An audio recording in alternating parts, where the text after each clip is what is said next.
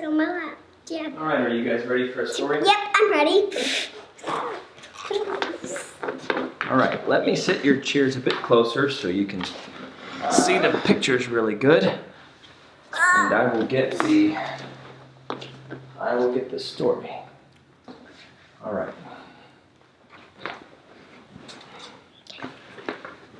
Okay, well, Owen, you've got your scissors. We're gonna do story time.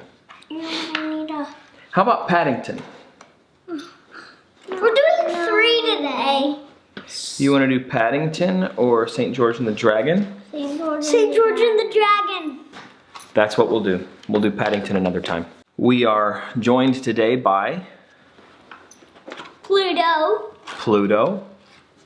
who is our Labradoodle. He's a golden doodle.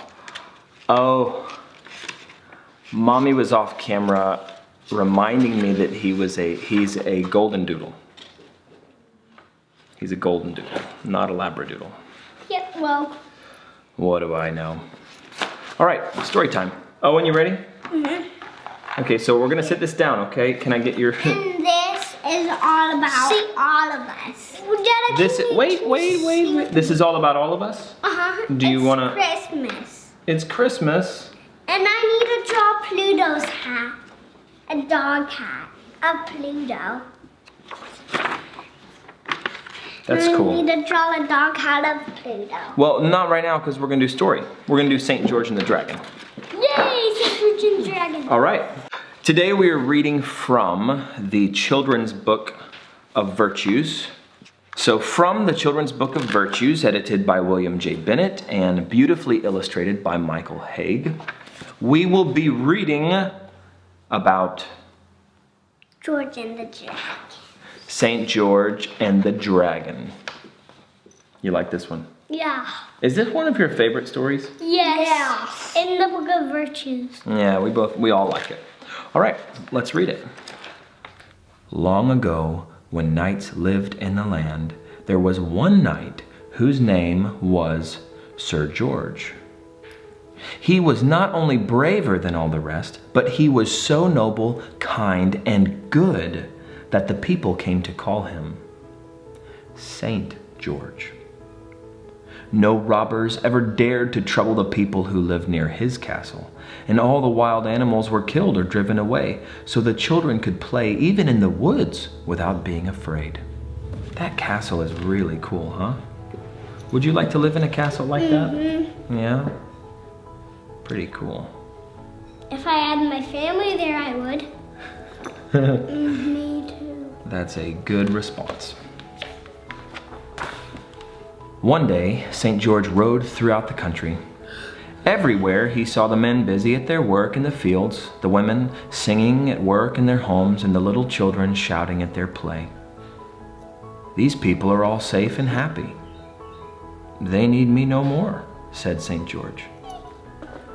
But somewhere, perhaps, there is trouble and fear. There may be some place where little children cannot play in safety.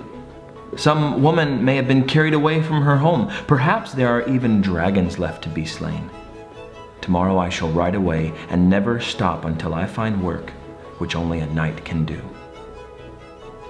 Early the next morning, St. George put on his helmet and all his shining armor and fastened his sword at his side. Then he mounted his great white horse and rode out from his castle gate. Down the steep, rough road he went, sitting straight and tall and looking brave and strong as a knight should look. Pluto, where are you going, man? You want to sit by me here? You want to sit with Owen? Looking brave and strong as a knight should look. On through the little village at the foot of the hill and out across the country he rode. Everywhere he saw rich fields filled with waving grain. Everywhere there was peace and plenty. He rode on and on until at last he came into a part of the country he had never seen before. He noticed that there were no men working in the fields. The houses which he passed stood silent and empty. The grass along the roadside was scorched, as if a fire had passed over it. A field of wheat was all trampled and burned. What do you think happened? Don't tell. Do you know what happened? Yes. Oh, we can't give it away. We'll keep reading so our friends will find out what happened, okay? It is St. George and the Dragon. Yes, yeah. So the title gives it away, is that what you're saying? It is St. George and the Dragon. Okay. St. George drew up his horse and looked carefully about him. Everywhere there was silence and desolation. What can be the dreadful thing that has driven all the people from their homes? I must find out and give them help if I can, he said. But there was no one to ask. So St. George rode on forward until, at last, far in the distance, he saw the walls of a city. Here, surely I shall find someone who can tell me the cause of all this, he said. So he rode more swiftly toward the city. Just then the great gate opened, and St. George saw crowds of people standing inside the wall. Some of them were weeping. All of them seemed afraid. As St. George watched, he saw a beautiful maiden dressed in white, with a girdle of scarlet about her waist, pass through the gate alone. The gate clanged shut, and the maiden walked along the road, weeping bitterly. She did not see St. George, who was riding quickly toward her. "Maiden, why do you weep?" he asked as he reached her side. She looked up at St. George sitting there on his horse, straight and tall and handsome. "Oh, Sir Knight," she cried, "ride quickly from this place. You know not the danger you are in." "Danger?" said St. George. "Do you think a knight would flee from danger? Besides, you, a fair girl, are here alone. Think you a knight would leave you so? Tell me your trouble, that I may help." "No, no," she cried. "Hasten away. You would only lose your life. There is a terrible dragon near. He may come at any moment. One breath would destroy you if he found you here. Go quickly." "Tell me more of this," said St. George sternly. "Why are you here alone to meet this dragon? Are there no men left in yon city?" "Oh," said the maiden, "my father, the king, is old and feeble. He has only me to help him take care of his people. This terrible dragon has driven them from their homes, carried away their cattle, and ruined their crops. They have all come within the walls of the city for safety. For weeks now, the dragon has come to the very gates of the city. We have been forced to give him 2 sheep each day for his breakfast. Yesterday there were no sheep left to give. So he said that unless a young maiden were given him today, he would break down the walls and destroy the city. The people cried to my father to save them, but he could do nothing. I am going to give myself to the dragon. Perhaps if he has me, the princess, he may spare our people." "Lead the way, brave princess. Show me where this monster may be found." When the princess saw St. George's flashing eyes and great strong arm as he drew forth his sword, shing, she felt afraid no more. Turning, she led way to a shining pool. "There's where he stays," she whispered.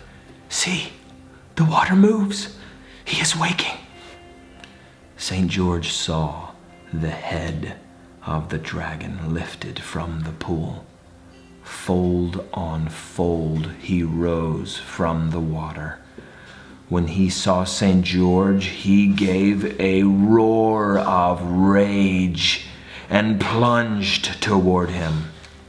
Can you tell me what a roar of rage sounds like?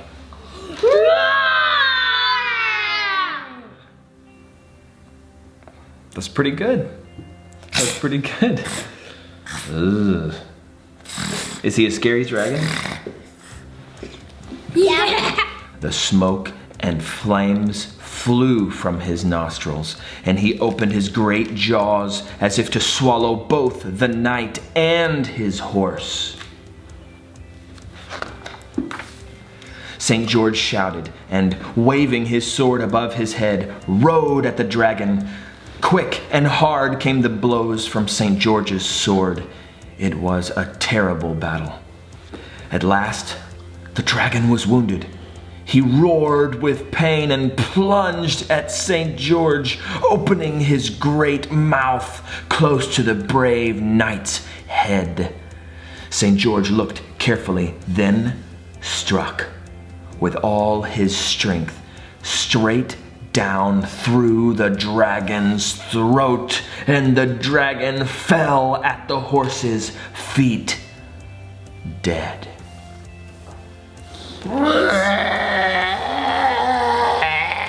Shot his sword into the... Boom. What's that sound like?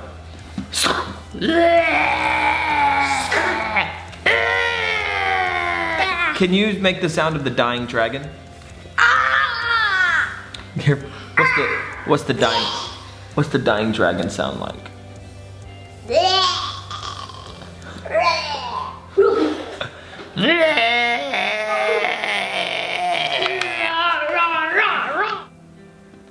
The dragon fell at the horse's feet, dead.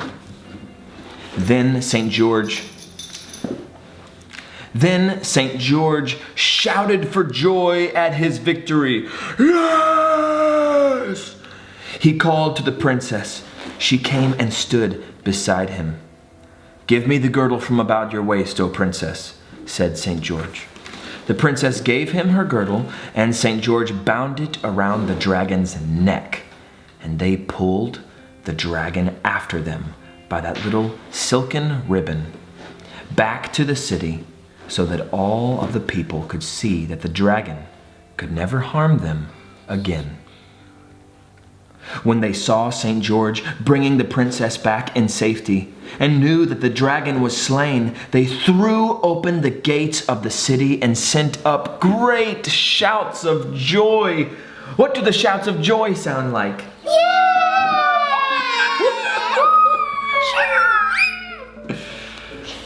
The king heard them. Very good. The king heard them and came out from his palace to see why the people were shouting. When he saw his daughter safe, he was the happiest of them all. "Oh, brave knight," he said, "I am old and weak. Stay here and help me guard my people from harm." "I'll stay as long as ever you have need of me," St. George answered.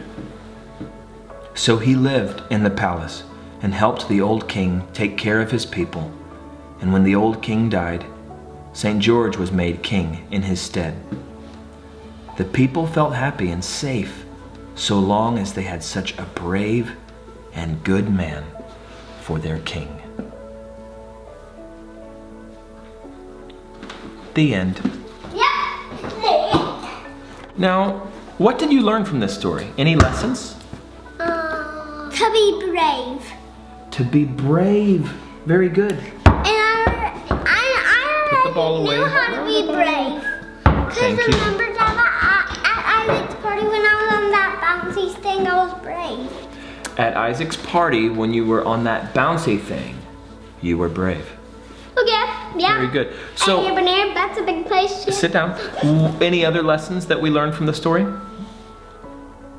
To help others. Wow, we have got it. We've got it. Be brave, help others. That knight was not just interested in being comfortable himself. He wanted to help make life better for other people, didn't he? Yep. And Jesus says in the Bible, do unto others as you want them to do to you. And that's what St. George did. Treat others the way you want to be treated. Exactly. What a great story. Thank you for your kind attention. Make it a great day. There's an army marching through my house. Thank you for watching. Make it a great day. We'll see you next time. "Oh, Sir Knight," she cried. "Ride quickly from this place. You know not the danger you are in." "Danger?" said Sadie.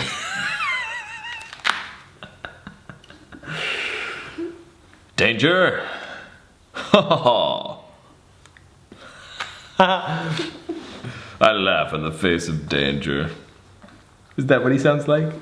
No. Yes, it is. We'll save that for the bloopers.